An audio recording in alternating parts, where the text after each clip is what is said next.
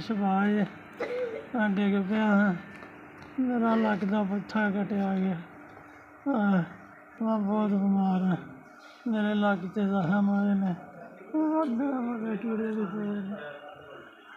ਹਾਂਜੀ ਹਾਂਜੀ ਕੀੜੇ ਪਏ ਨੇ 3 ਗਿੱਠਾਂ 'ਚ ਹਨ, ਗੱਲ 'ਚ ਲੱਕ ਤੱਕ। ਅਤੇ ਮੇਰੀ ਮਾਂ ਮੇਰਾ ਮਾੜਾ ਮੋਟਾ ਇਲਾਜ ਕਰਾਉਂਦੀ ਹੈ।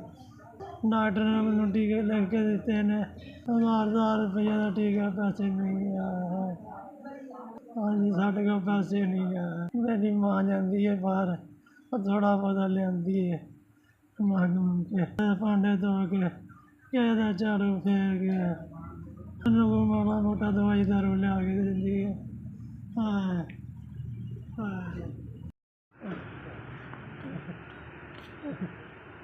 ਬਈ ਤੁਹਾਡੇ ਵੱਲੋਂ ਮੈਨੂੰ 5000 ਮਿਲਿਆ, ਮੈਂ ਟੀਕੇ ਲਵਾਵਾਂਗਾ, ਲਿਆਵਾਂਗਾ, ਦਵਾਈ ਲਿਆਵਾਂਗਾ।